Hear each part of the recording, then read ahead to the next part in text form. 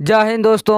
आज की क्लास में हम सॉल्व करने वाले हैं कक्षा 10वीं का गणित और प्रश्नावली 6.3 और सवाल नंबर 13 को। तो ये सवाल नंबर 13 को हम सॉल्व करते हैं। देखिए सवाल नंबर 13 में क्या लिखा हुआ है। कह रहा है एक त्रिभुज ABC की भुजा BC पर एक बिंदु D इस प्रकार स्थित हैं कि कोण ADC बराबर कोण BAC है। तो दर्शाइए कि CA² बराबर CB इंटू CD है। हमें क्या करना है, हमें ये सिद्ध करना है। तो चलिए जैसे जैसे सवाल करा वैसे वैसे लिखेंगे। तो क्या कर रहा है, पहले एक त्रिभुज ABC। तो हम क्या करते हैं, एक त्रिभुज बना लेते हैं यहाँ से।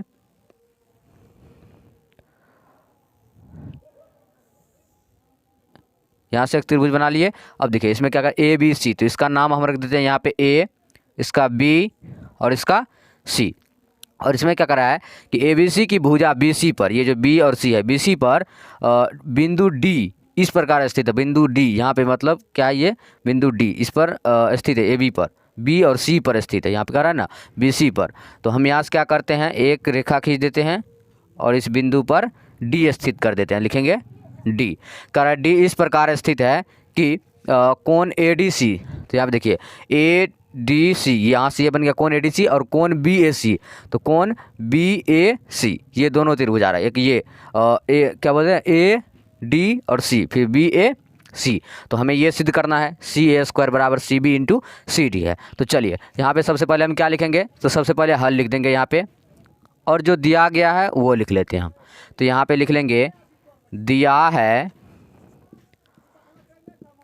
क्या दिया गया है, तो त्रिभुज ABC में, त्रिभुज ABC में क्या लिखेंगे, दिया गया है त्रिभुज ABC में BC पर, लिखेंगे में भुजा BC पर बिंदु D इस प्रकार स्थित है। क्या लिखेंगे, त्रिभुज ABC में भुजा BC पर बिंदु D इस प्रकार स्थित है कि कोण ADC बराबर कोण BAC है। लिख दिए। हाँ यहाँ पे समझ लीजिए इसको। त्रिभुज ABC में भुजा BC पर, त्रिभुज ABC में भुजा B और C पर D बिंदु D इस प्रकार स्थित है कि क्या बन रहा है, तो कोण ADC बराबर कोण BAC। यहाँ पे लिख दिया। अब देखिए जो हमें दिया गया था वो हम लिख दिए यहाँ पे। अब क्या करना है, अब देखिए यहाँ पे बिंदु जो दिया गया ये हम ऐसे भी लिख सकते हैं, आधार 9 भी दे सकते हैं और यहाँ पे अनुस्वार भी दे सकते हैं बिंदु। देखिए अब हमें क्या करना है, सिद्ध करना है। तो चलिए यहाँ पे हम लिखेंगे सिद्ध करना है। तो क्या सिद्ध करना है वो देख लीजिए।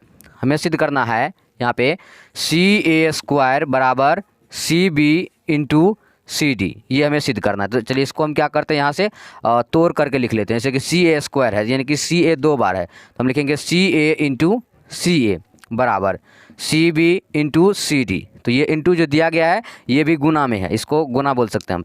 तो CA है तो हम लिख देंगे CA, और ये जो गुना में CB है इस साइड आएगा तो भागा में, तो लिख देंगे CB बराबर, इस साइड बच गया क्या CD, फिर ये जो गुना में C है इस साइड आएगा तो भागा में, तो लिख देंगे CA। यानी कुल मिलाकर हमें ये सिद्ध कर देना है। ये सिद्ध कर देंगे तो अपने आप ये निकल जाएगा, इसको गुना कर देंगे।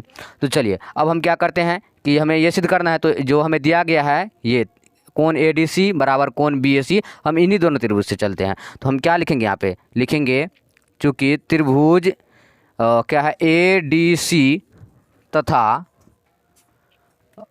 तथा त्रिभुज BAC में लिख दिए।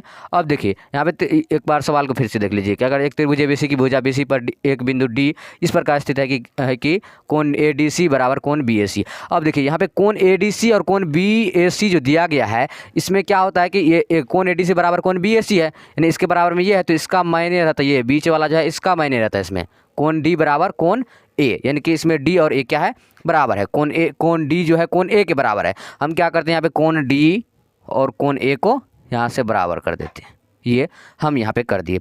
अब देखिए तो त्रिभुज ADC से यहाँ पे ADC और क्या है BAC, त्रिभुज BAC, एक ये त्रिभुज बन गया और एक ये पूरा त्रिभुज बन गया। तो इसमें देखिएगा कि कोण D बराबर कोण A पहले दिया गया है, तो हम क्या करेंगे यहाँ पे लिख लेंगे कोण D बराबर कोण A। तो हमें दिया गया है तो हम क्या लिखेंगे यहाँ पे कोष्ठ में, दिया है, जो दिया रहता है वो हम लिख देते हैं यहाँ पे दिया है।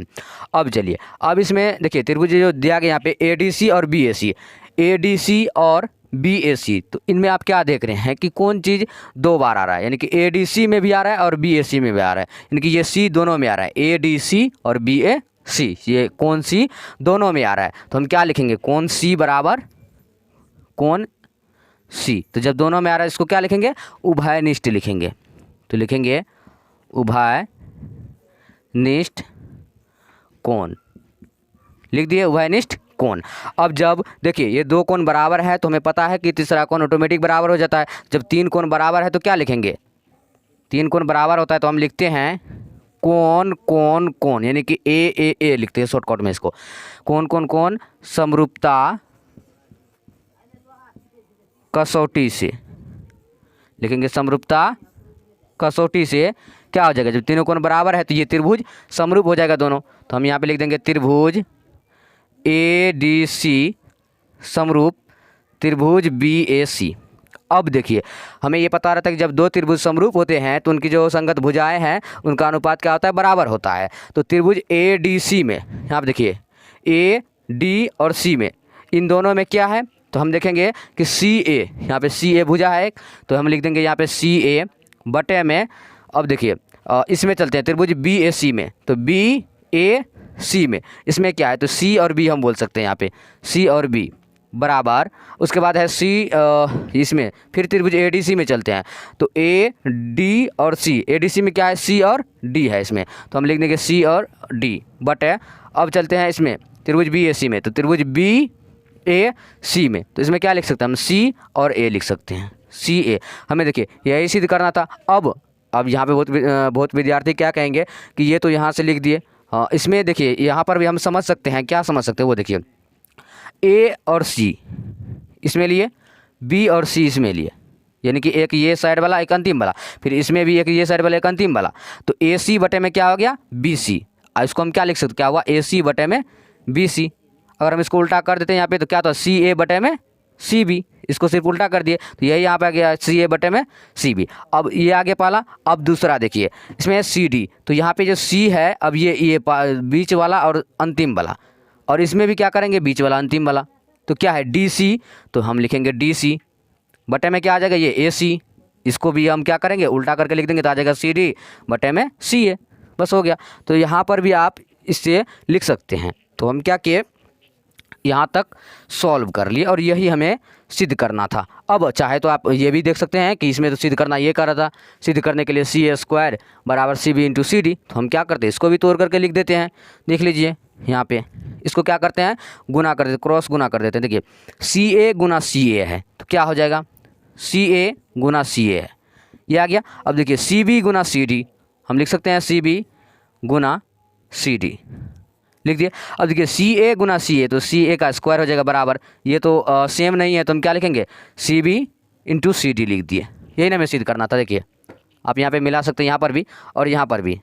देखिए CA² बराबर CB इंटू CD, हम क्या किए, दोनों तरीका से आपको सॉल्व करके दिखा दिए, पहला ये और दूसरा ये, दोनों तरीका से सॉल्व कर दिए। तो हम क्या किए, प्रश्नावली 6.3 का सवाल नंबर 13 को सॉल्व कर दिए। और आज के लिए बस इतना ही। अब अगले दिन अगले क्लास साथ मिलेंगे, तब तक के लिए जय हिंद, वंदे मातरम।